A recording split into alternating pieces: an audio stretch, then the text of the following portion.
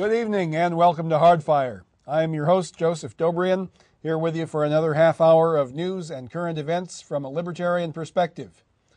And we are entering another election campaign season. And in view of that fact, I have as my guest tonight Bill Buran, who is running for New York State Assembly from the 72nd District, which covers Inwood, Marble Hill, and Washington Heights in Manhattan. Now, Bill, I understand that you are running on 4 different lines, correct? The Republican, Libertarian, and 2 others. Right? Yes, thank you, John. Glad to be here as well. I do want to say, yes, also the Independence line and the Conservative line. Very powerful and popular parties here in New York State. Okay. And we're most concerned, of course, with the Libertarian line, although, of course, probably most of your votes are going to come from the Republican line. So tell me a little bit about your platform. What do you stand for that your opponents presumably won't stand for? Well, my platform definitely derives from a Taft, Goldwater, Reagan conservative platform. Okay, most people don't know what that means. Well, even on a libertarian show, Joseph, I'm shocked. But Mr. Taft, known as Mr. Republican, he was a senator. Okay. So you're thinking of Robert Taft rather than William Howard Taft. Correct. And then, of course, we all know Barry Goldwater, who ran for president in 1964 against Johnson. And then we all know Mr. Ronald Reagan. And, really I strive for a return to limited government, civil liberties, free markets, strong property rights, basically ensuring that people have the ability to run their own lives and run the economy as well. Get the government out of the way and make room for freedom, prosperity, and hopefully in this election some choice. Actually, that's why I'm also running, is because I'm the first person to run against my opponent Adriano Espaillat up in the 72nd in 8 years. And that's very common here, especially in New York City, where the Democrats and their machine really control politics down here.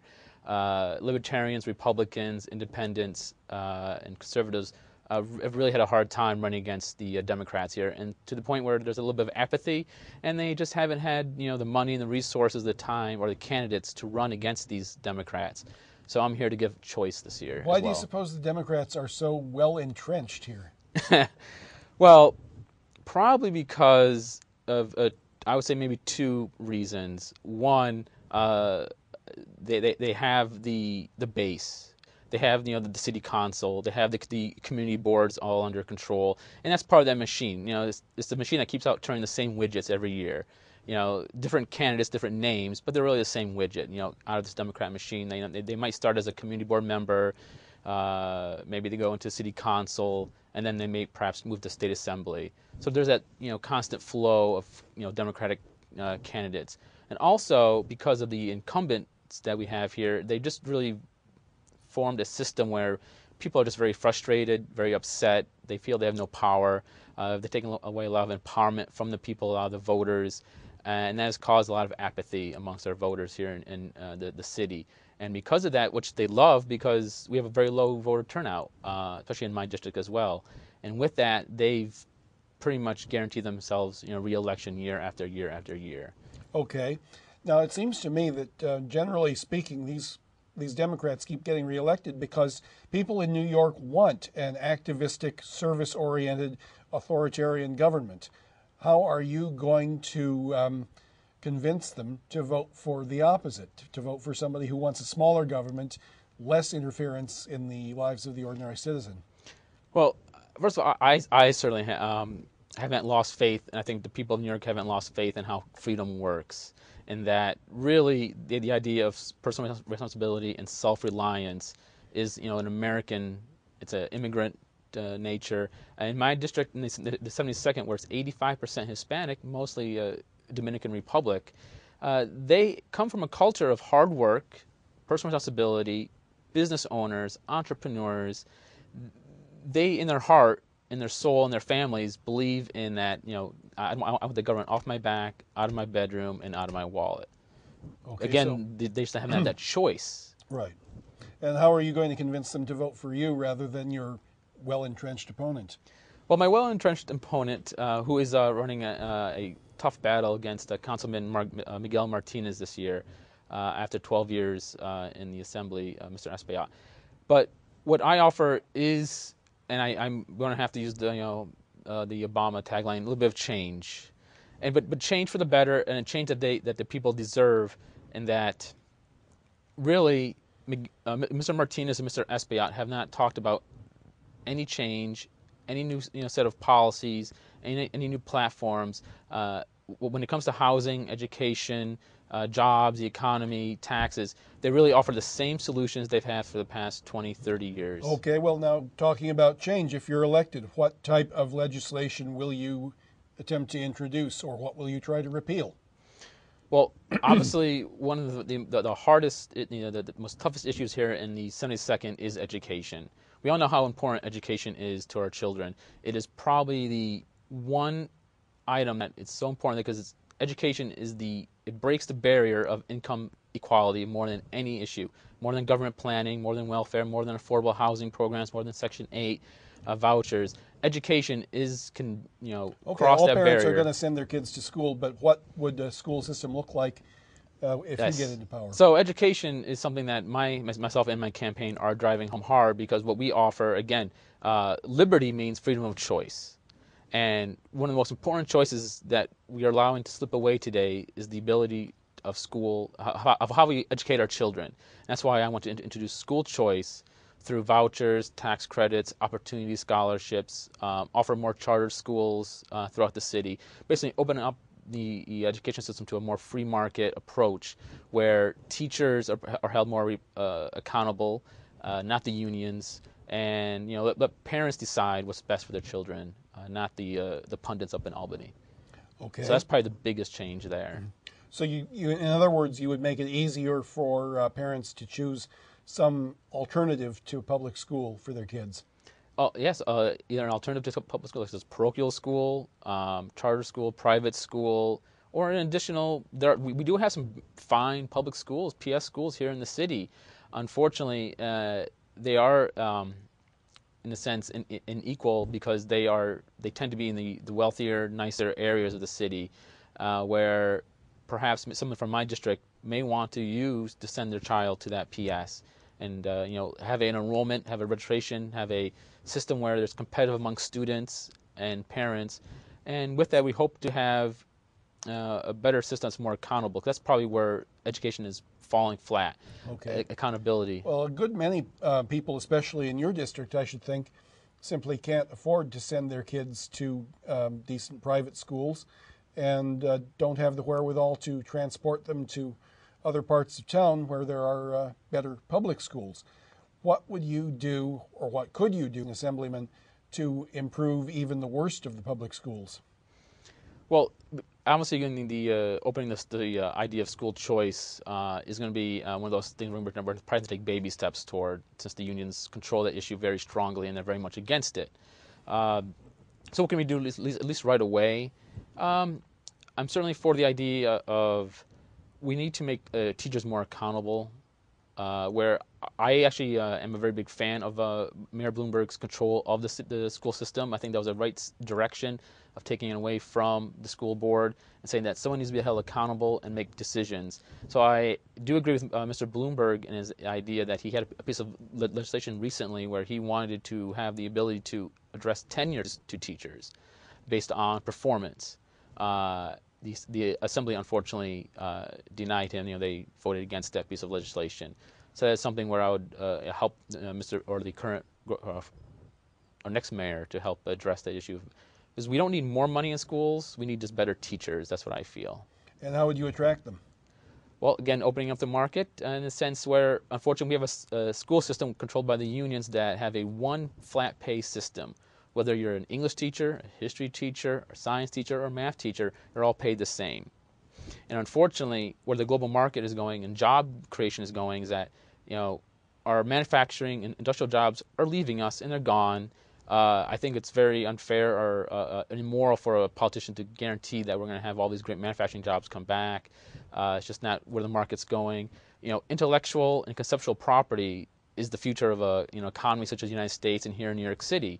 And what do we need? to address that kind of economy is we need a pool of students who are science and math experts. And right now in New York State, we are ranked 42 out of 50 amongst 8th grade students, achieving math and science skills. So we're actually very far behind the country in that. And why? Because our teachers, we have so many teachers going into the system who are are English and history teachers, because it's easier, it's more fun. The college, the colleges promote those kind of programs, but yet if we have a pay-based system, kind of like the free market system, where science and math teachers are paid a higher pay scale, hopefully we'll attract more and better math and science teachers, so we can address those needs and make sure our students are qualified to compete in the new global economy. Okay. Another major point of your platform is what you call choice in affordable housing. Now, of course, most libertarians would say that the government really should not be in the business of housing in any capacity. What do you say to that? And what would you do by way of any kind of government intervention in the housing situation? Right. I am addressing the housing situation on you probably approve. I'm addressing it because in a manner where the politicians have not. No one in politics today address any issues or problems we're facing today of how we got there. They're always offering cosmetic solutions, band-aid solutions on the problem now at hand, but they never look back at how did we get here, what caused it, is there something that we did in the past that we should avoid going into the future. And with housing, that is exactly what's going on, is that the idea of the Emergency Rent Control Act in the early 1970s started this cascade of government regulation in the housing program, where we had a spike in people moving to the city, but we had a decrease in the amount of available housing units. So it's economics 101, where we have a housing shortage, which is causing extreme housing prices. We have a vacancy rate today of about 1%. So imagine if you were a person who held Madonna tickets and you had the last 2 Madonna tickets to show next week.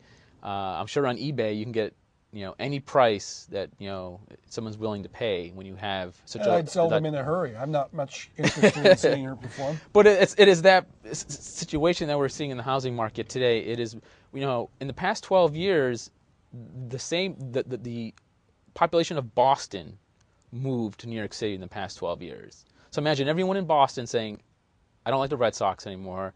I'm packing up and I'm going to New York. That's what happened in the past 12 years. That's the kind of population growth we had. And now the past 30 years of housing programs were never in place to deal with that. They were actually programs that dealt with anti-development, anti-landlord regulations, anti-land use regulations. So we never had the economy to be free, so people have a choice. Because never again, when choice, the government is going to do 3 things when they control any kind of market, and that's including the housing market. One is we're going to have a shortage. We have that. 2, we're going to have lower quality. We have that. The people in these housing programs up to the 72nd are dealing with, yes, the government has kept the prices low, but they're dealing with low quality housing. 3, shortage, low quality, and the third is, I'll get back to that in a minute. But there's 3 things that the government does: shortage, low quality, and just basically again lack of choice.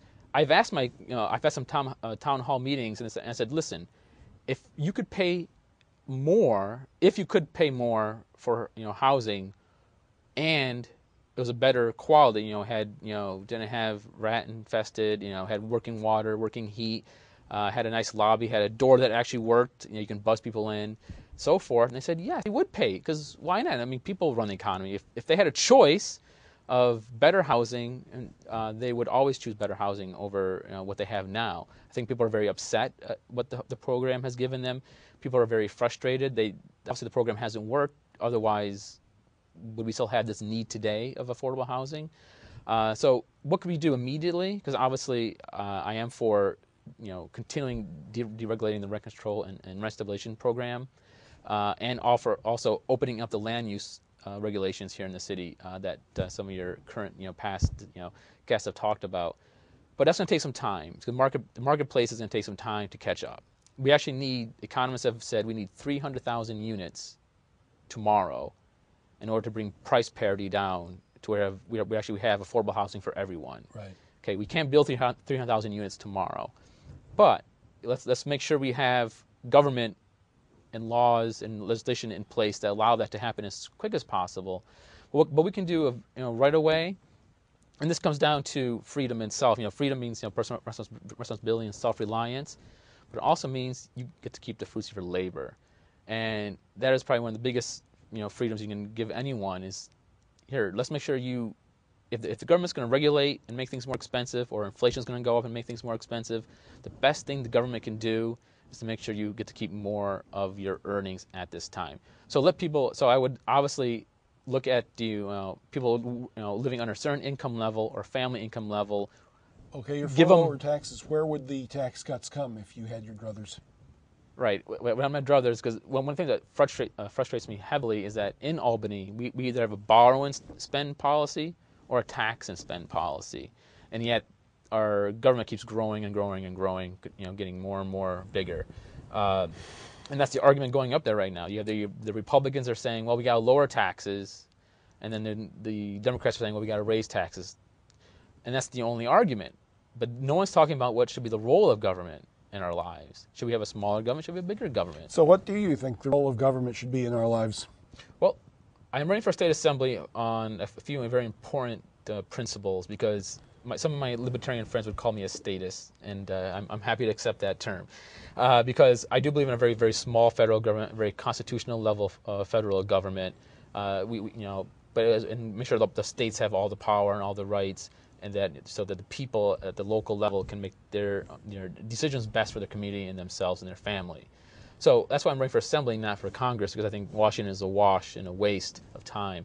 I think we should be focusing our efforts on state legislators, because as a state legislator, we can bring, hopefully back the 10th Amendment, states' rights, where I can ensure on the floor that I stand up against mandates from the federal government, stand up against unfunded mandates from the federal government. It has always appeared to me, though, that over the years, the power of states and municipalities has just about disappeared. It's been just gobbled up by the insatiable appetite of the federal government to control and to dominate. How can one state go up against the federal government? I mean, I remember about 150 years ago, I mean, I wasn't there, but I was told, but about 150 years ago, there were about 13 or 14 states all tried it at once, and they didn't get very far. How would just one state do it here? Well, it could be one state at a time, or at least perhaps one assemblyman at a time, because obviously what has happened is the two parties have a system based on special interests and lobbyists, where they cream money to the states based on certain sects, certain groups. We're going to give you money for highways, we're going to give you money for education, we're going to give you money for this, and it's almost like a drug, and the states have had to bend backwards over for these so-called treats. Well, let's make sure that New York State has a prosperous economy, a free economy, where we can then eventually tell the federal government to take a hike. One of the things that I wanted to major introduction, because I've been from upstate New York, where it's a depression state economy up in upstate New York. So many jobs have been lost. Where why shouldn't we? And energy is a big topic right now. So you talk about energy, and people listen to you. They're like, wow. Why not? New York State has, according to High Times magazine, has one of the best growing markets for industrial hemp in the country. New York State has one of the best growing conditions in the country.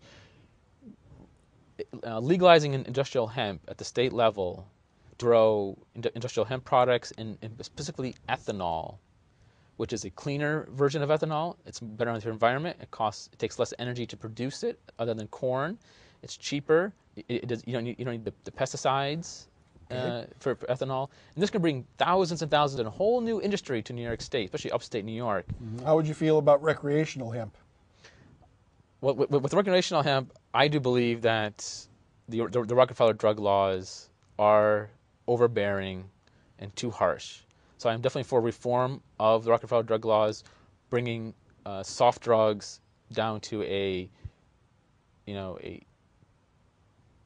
how should I say, more of a violation, you know, it's a non-violent crime, so there should be no criminal penalty for use of it. But at the same time, for recreational use of marijuana, I do not go that far, but I do believe it should be just decriminalized and should be dealt with maybe perhaps on a city basis. Okay. And so most libertarians are in favor of decriminalization of drugs. Why do you not agree with us on that point? Right. Well, because of the potential. Well, first of all, I think the Libertarian Party or the conservative movement should look to move forward, and I do know that the drug issue is a tough issue with the Libertarian Party and myself, and I think it's an issue where if we deal with it in the right way, in the right manner, and take baby steps, and say, okay, perhaps decriminalizing and perhaps eventually legalizing marijuana, but then should we look at hard drugs as well? And I'm just afraid of that slippery slope of hard drug use because we just don't have the educational systems in place right now to deal with it. If people had better education, better jobs, I think the problem of drug use would go away. Why should the state have any say as to what an individual ingests? Well, good point, because I would obviously, as an assemblyman, I would never vote for any form of, say, legislation of vaccinations, forced vaccinations, or forced food components, or so-called, again, standing up to the federal government and anything the FDA is throwing us. Because I certainly believe anyone should, if they want to eat trans fat foods, they should be able to eat trans fat foods. Okay. And on the civil liberties issue, you talk about restoring various civil liberties. What would be your priorities in terms of which civil liberties you would restore, and how would you go about it, considering that the federal government has such a strong influence in that area? Exactly. Well, obviously, civil liberties, obviously I'm a very pro Second Amendment candidate. I do feel we need seriously a lot more respect for the Second Amendment here. So in New York State, for example, there's a bill on the Assembly floor right now stating that a parent cannot even take his child who is under the age of 16 into any store that sells, or gun show that sells, guns. So, just to take him in, he's not buying a gun, he's not going to even touch a gun, but, if a parent wants to, take him to, a gun show or a store that sells guns, the gun's going to, maybe the dad's going to go and buy a gun for himself. But if it's a son under 16, he will not be allowed to take him into that, establishment. I think that, again, this just takes far more rights away from the parent and the family, where they should be making those decisions. And another issue that's popular in my district and a lot of issues is, let's look at it's being on a hot plate around at least the state legislature, is something like gay rights, where, again, people should be, decided upon, the Second Amendment, not the Second Amendment, but the Constitution, all men are created equal. So I am for, gay marriage here in New York State. Okay, so are you in favor of reciprocity? That is to say that New York would be obliged to recognize any marriage that is legal in any other state? We should be able to recognize that. I don't mean be able to. I mean, should we be obliged to? That's what reciprocity means. Right. Should be obliged to? Well, as a state, legally, we should not be obliged to. Obviously, the state legislature will have to, or the people, maybe through a process of referendum, which I support, bringing back to state, law. Let people. I personally believe, yes, we should, accept, out-of-state issues. Now, with marriage, in a sense, we can break it down to the libertarian sense, where why is government even involved in marriage in the first place? Right. That's what I tell a lot of my friends who are in the gay community, who are very. It's like, well, should the government be involved in marriage? Because they only got involved in it hundreds of years or so years ago because they found it was a revenue source. They said, oh, we can have these marriage certificates. First of all, we can maybe track our census better. Right. We know who's living in the area, but then some probably, I don't know who, but someone said, oh, well, we can actually charge $1 for these now. We can use it for revenue source. So there's an immoral sense to the whole marriage law and marriage certificate program where it's obviously a tax basically. Mm-hmm. But when you talk about using referendum and initiative, are you not a little bit concerned that that could lead to some very unreasonable legislation, or at least unreasonable from your and my perspective? For example, what if we got enough crazy bleeding heart liberals to pass a referendum saying that gun ownership of any kind is illegal in this state? Well, let's go back to freedom of choice. I mean, shouldn't we allow people the ability to organize and come together? And if they have a cause or a ballot issue they want to present, I believe they should be able to present that. Now, again, now of course we're going to need smart people. Let the let things go as they may. I mean, I agree with you that would be a horrible referendum, but don't you agree we should at least give people the choice to organize? I don't. Oh, okay. I think democracy is much overrated, put it that way. No, a democracy... That's just my own opinion. Some libertarians would disagree with me. No, you probably come from the Hoppe standpoint of democracy, where, democracy in the hands of a small majority making, the means for... in a minority making the additions for a majority is nothing more than a dictatorship.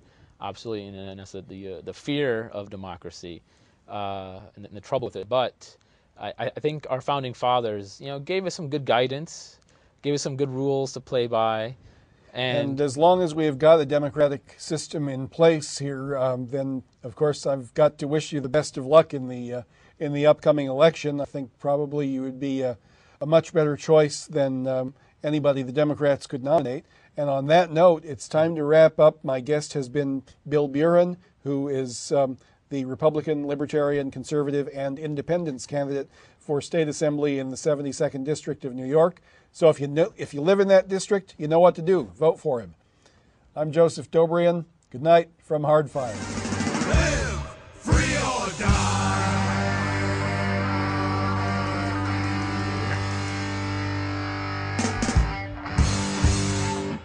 Hardfire is funded in part by the Libertarian Party of New York. www.ny.lp.org. Catering for the cast and crew of Hardfire is generously provided by Hunan Wak, 106 7th Avenue, Brooklyn, New York, 11215, 718-230-4008-4009.